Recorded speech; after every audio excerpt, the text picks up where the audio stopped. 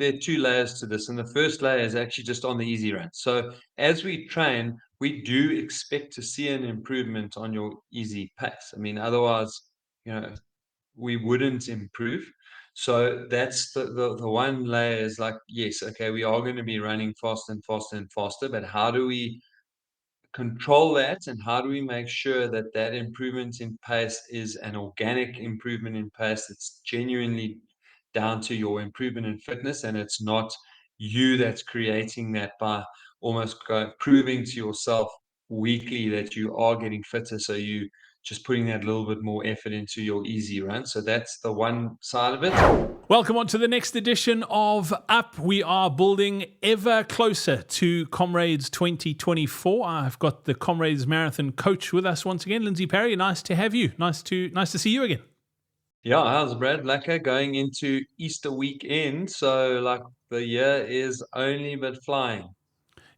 Yeah, we talk about sort of March and April being the two big months for Comrades. We're nearly done with March, which is frightening. So Comrades is definitely looming large. But as you said, Easter weekend this weekend, we're going to talk a little bit about sort of long runs this weekend. One of the sort of classic long runs happens on the Easter weekends, the Easter 100. We'll chat a little bit about that and sort of how to manage if you are planning on running some of those days. We'll talk about that. And then we're also going to talk about sort of managing how fit you are.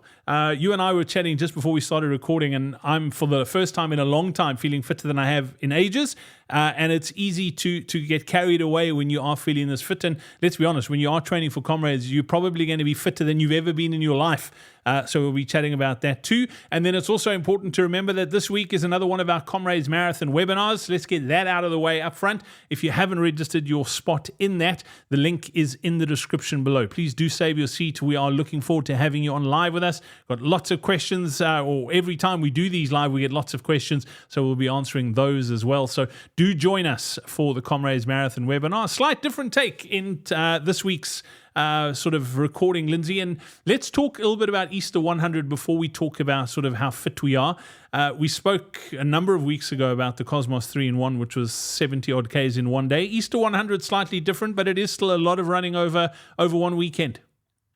Yeah, I mean it's a ton of running. You'll recall a few podcasts ago we went through the weekly mileages that people should be gunning for by the end of March. I mean, just to quickly summarize that so that I can make my point. But for the finishers, we're looking at topping out at 60, bronze 65, 70, Robert sorry, Charlie 70, Bill Rowan 90, and 110 for the silvers for the end of March. So that gives you an idea.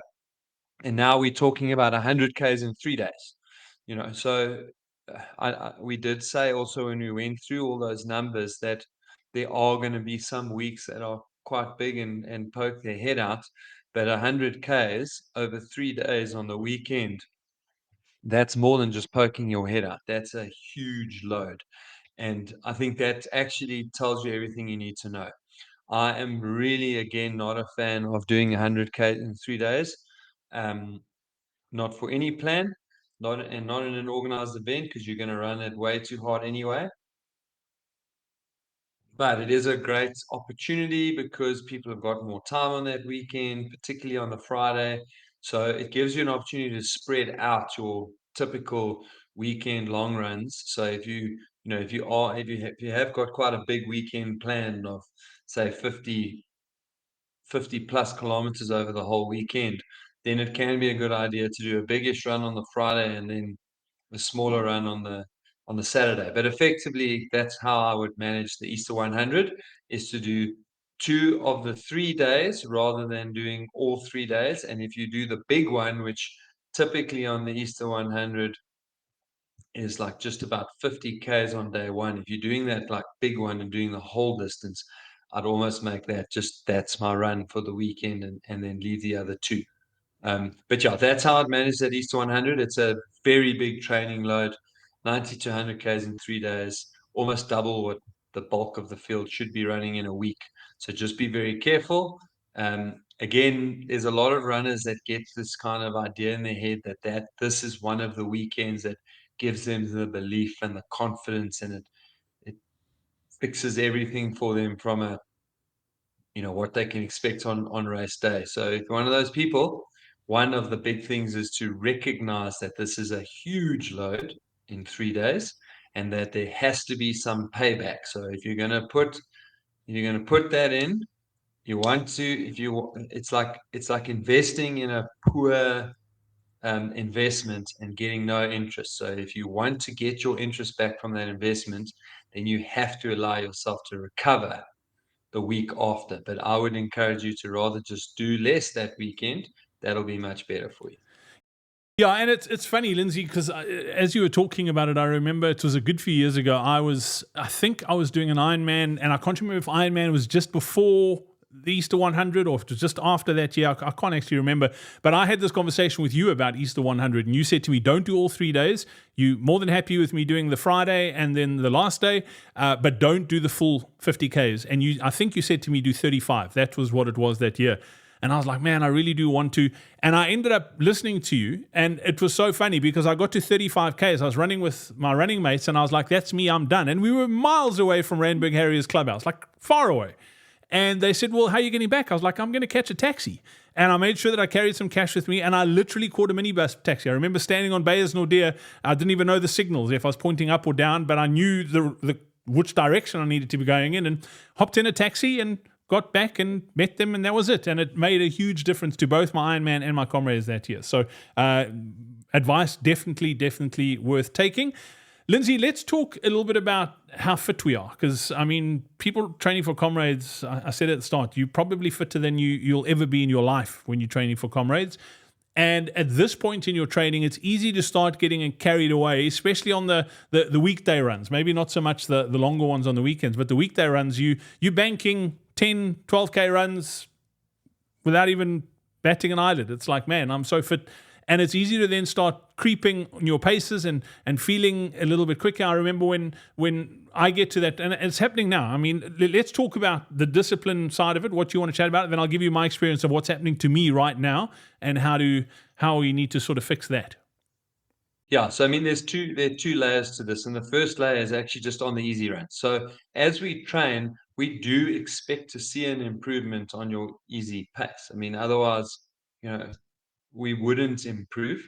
So that's the one layer is like, yes, okay, we are going to be running faster and faster and faster, but how do we control that, and how do we make sure that that improvement in pace is an organic improvement in pace that's genuinely down to your improvement in fitness, and it's not you that's creating that by almost proving to yourself weekly that you are getting fitter, so you just putting that little bit more effort into your easy run. So that's the one side of it. And then the other side of it is like, as you get fitter, you are just able to run that much faster come races. So if you're doing long training runs, if you're doing like 30K or 20 miles or 32K races, or if you're doing a marathon as a training run, or if you're doing a 21K as part of your long weekends training, but now every weekend you run that 21, it's a new PB, or your time trial.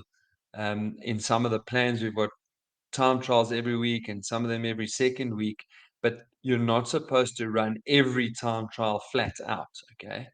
But now you're getting fitter and fitter, and every Thursday or Wednesday, whenever your club time trial is, you just run a PB after PB after PB. So those are the two kind of sides of the coin that I want to discuss. One is like, how do I know that my improvements in my easy runs are down to my fitness and my fitness alone? And then secondly, like the risk of continuously running faster and faster and setting all your PB. So the first one is it's not complicated. I wanted to say it's easy, but it's not easy because as an athlete, it's not easy, but it's not complicated. So we want to make sure we're running easy.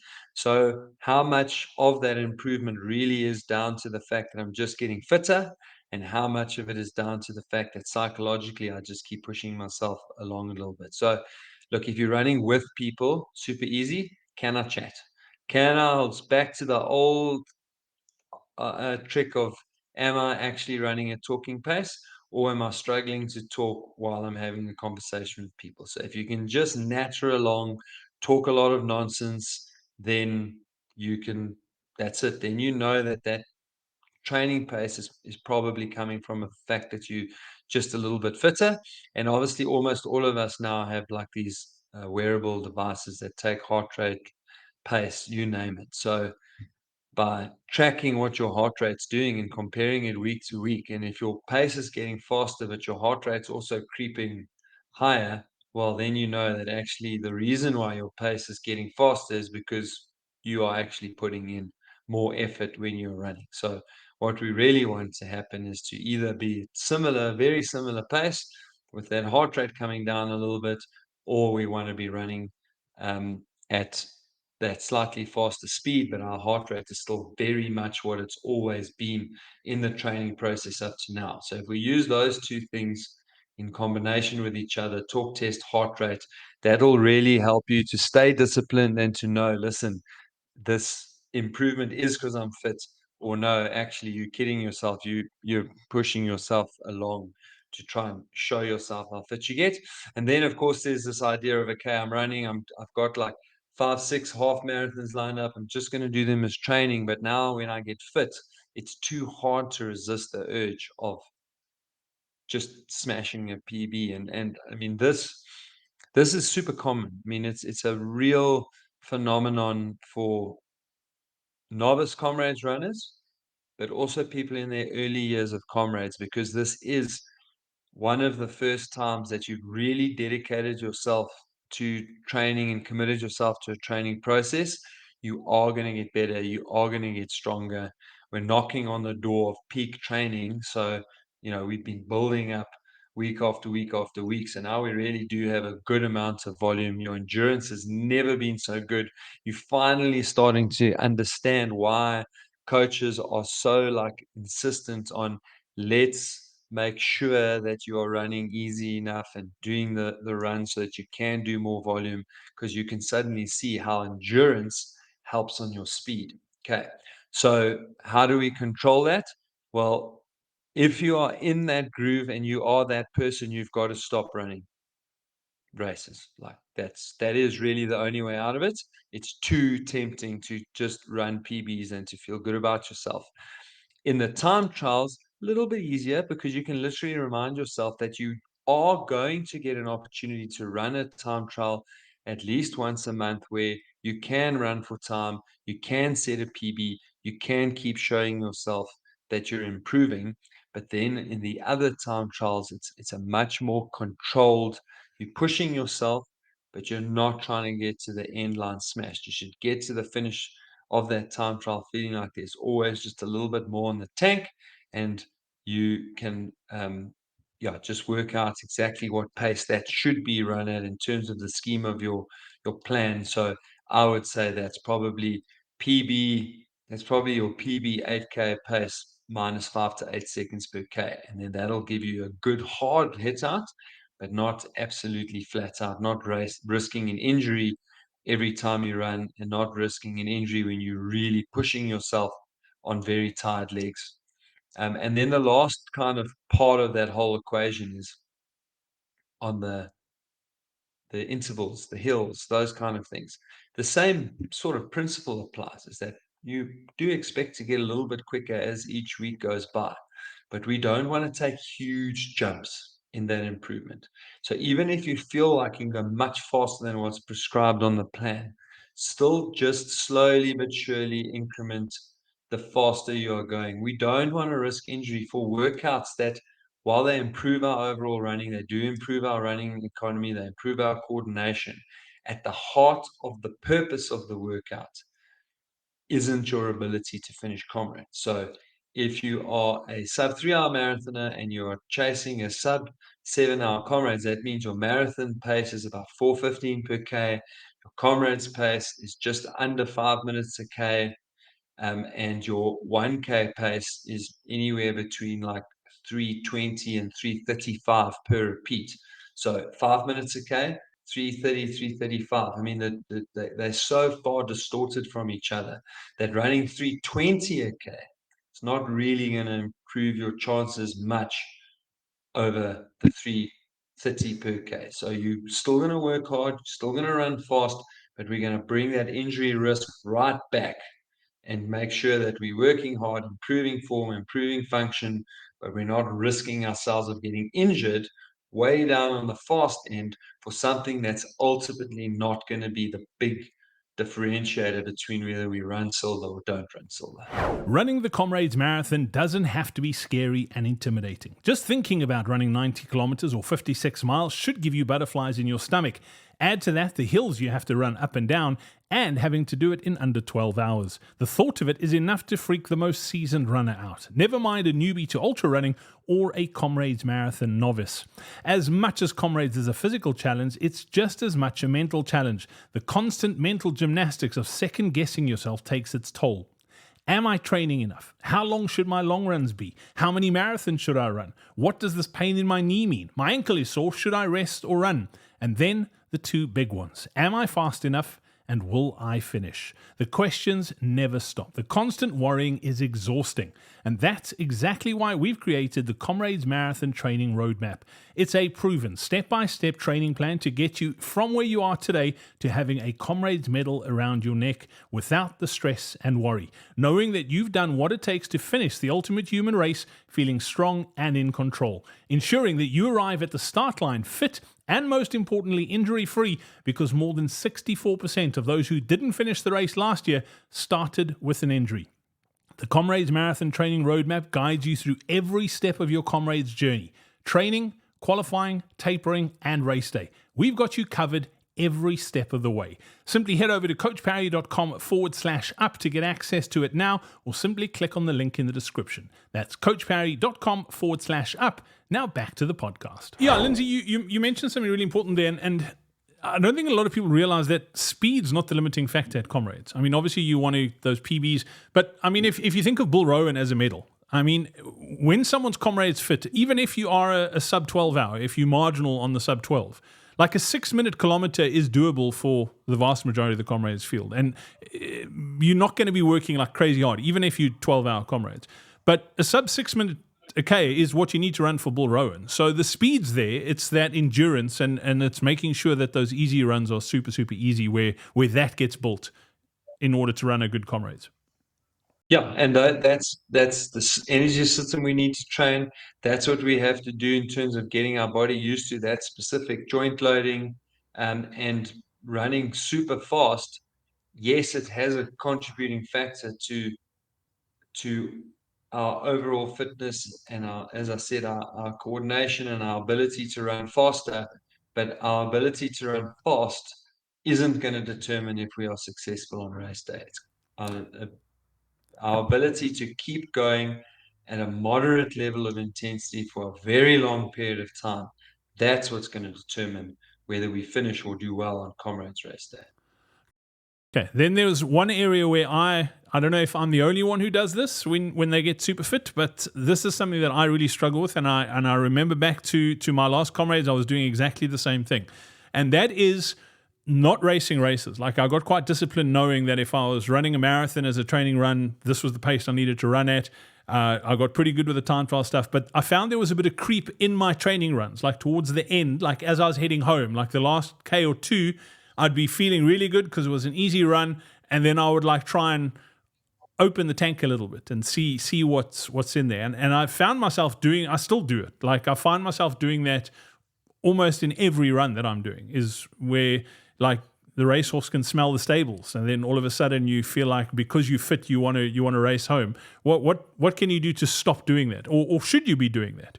Yeah. So look, out of all the things to do wrong, that's probably the least wrong thing to do. So please, I'm not telling all of you to go and finish all your runs strong, but yeah, out of the running the speed work too fast, out of going and setting your PBs every weekend, running the time trials too hard, bringing home the last 10 to 15 minutes of a training run faster than you should is probably the lesser of all the training evils. the problem with all of these things is, okay, but what's the relativity of that? So, if you are like winding it up like a progression run, and then the last like 400 meters are like an all-out sprint, well, then that's crazy, because you are, and especially if you're doing that like more than once a week, you are going to risk yourself getting injured, and then that's going to be the end of that. So if you're picking it up slightly, that's all right. But how do we make sure we don't? It's actually harder than what you think, because the tools that measure it are less accurate when you get to the end of the run. So the talk test still works fairly well. So if you're with somebody and you start like getting white line fever and speeding up as you get home, then of course you can, I mean, you'll become breathless. So that's probably the easiest. But in terms of your heart rate, you're already getting cardiac drift. So, once you're 45 minutes, 60 minutes, hour and a half, 2 hours into exercise, you do have cardiac drift. And so your heart rate is drifting up a little bit. And so even if you stay easy, your heart rate's going to be a little bit higher at the end of long runs. So heart rate becomes slightly harder tool to manage that with, but it's still usable. I mean, the reality is that if you're doing this at the end of a long run, you know that typical values are 5 to 8 beats per minute higher than what's considered easy for you. So make sure you are within that to stop you from getting that kind of white line fever, for lack of a better word. Um, and I had another way, but I've been talking. So, oh, and then of course there's just your stock standard GPS. I mean, like that's what almost all of our watches use, and it's part of what drives us to this, because we want to see that we can finish stronger. But the reality is that is the functionality that can go click on and go, ooh, I'm supposed to be running 6 minutes a K and I'm running 520 a K. I mean, the answer's there in front of you. You need to back off, slow down, and just make sure you get yourself back into talking place. So the actual physical pace of the run can give you feedback, and you can set an alarm on your watch that says, if I go faster than this, it beeps. And then you can go, I'm being silly again. Let me pull back. It's those blimmin' Strava segments close to my house. That's the problem, Lindsay. That's what I blame. That is definitely what the problem is. And then the two things, as you were talking, that sort of sprung to mind that I wanted to ask you about. So the one is about seeding, that if you've qualified, obviously there are still some peeps who haven't qualified yet, but not going to talk about them. But the seeding and the sort of pushing a little bit harder, we'll deal with that in a sec. But let's talk about goal creep. So obviously, January, we spoke about getting on the right plan for you where you're at that time. Now that we're getting fitter, what about changing our goal? So maybe we were a 12-hour Comrades, but now we're running a lot faster and we could potentially be a sub-11 Comrades. Like, should we be changing our goal as we get fitter? So the answer is yes and no. So let's deal with the yes first. Why would I consider upgrading my goal? Well, because by all the metrics and checking myself that it's not just me pushing and trying to be faster, but by all the objective metrics, I am now well ahead of when I set this target over 3 months ago. And there's still a bit of training time left to Comrades. But, when I started this process, I was running a 35-minute 5K. Now I'm running a 28-minute 5K. Would be like a simplistic example. Then yes, if we can see that the ability's gone up, we can see that your training paces are far faster than what's required for the finishers plan, and your heart rate is really nice and low. So then we know that you're not pushing every run. We know that every run is easy. Your 5 and 10 and half marathon or a marathon time when you qualified pushes you into a new bracket, so to speak. So from finishers to sub 11 or from sub 11 to 10. So yes, there are some objective markers we can use to help you make sure that going for this faster medal isn't compromising your original goal, which is actually to just get there and finish. And then, of course, the answer is a no if you like are a genuine novice to running. So regardless of what your running ability is, you're like a novice to running. You started running just to do Comrades. Your kind of running history and your body is just really light on the training stress, then I would say no, don't go with goal inflation. Stick with what you would have always left happy with, because you can get yourself through a full training cycle, can get yourself to race day, get lots of experience of what Comrades is about and absorbing everything, and leave Comrades as a better runner in a better place to chase your dreams and your goals further down the line. Lindsay, let's talk about seeding. We've spoken about it lots, about the risk of chasing seed, not necessarily the risk, but the why you don't want to be chasing seeding this close to Comrades race day. Like if you've got a seeding and you go and put a full-on effort for a marathon now, just how that's going to compromise your training. But what if you are one of those people that has genuinely improved with the fitness? And let's say you ran a 4:10 qualifier or a 4:25, so you weren't that far off the next bracket for a seeding. But if you had to go and run now, you probably, at that same intensity, you probably could go below. So you could go under 4, you could go under 4:20. Would you suggest, if somebody is changing their goal, to now try and improve their seeding this late in the game? I wouldn't. I mean, and I know for everybody except the for the sub 12 hours, the H batches, that sounds harsh, because the pure reduction in stress of not being in H and then moving into G is huge. But for everyone else, there's really, the payoff is so low. The payoff of running another marathon, risking injury, not being able to train properly afterwards, the payoff is just extremely low. I mean, if you're going to move from from um, G to F, I mean, we're talking like a minute and a half. Like your return on investment is so low that it makes no sense on any metric other than I want to start with my friends. And because that metric is so low, just get there first.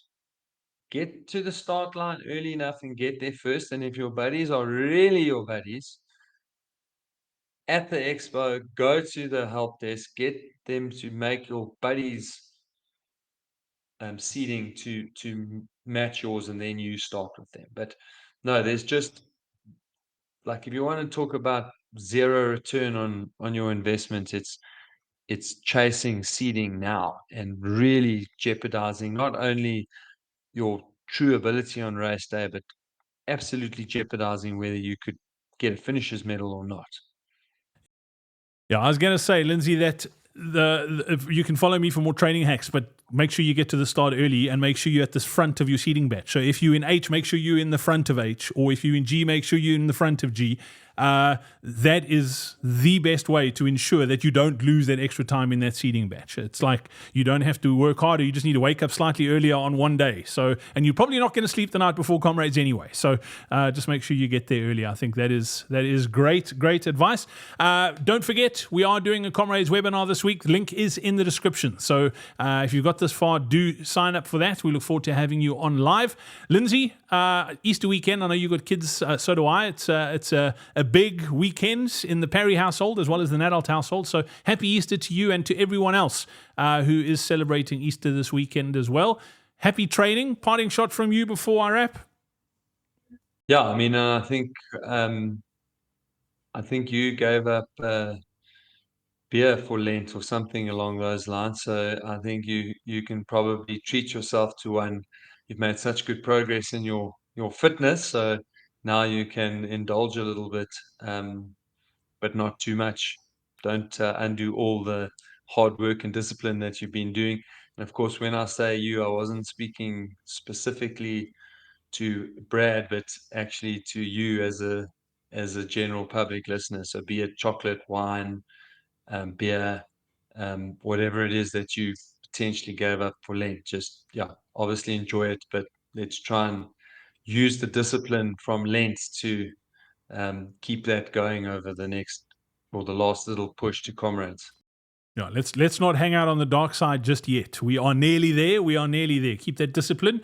Happy training. Stay safe. It is getting darker in the mornings as well. I've noticed that on my runs. So make sure that you are safe and lit up. And we look forward to catching up again next week. From the two of us, it's cheers.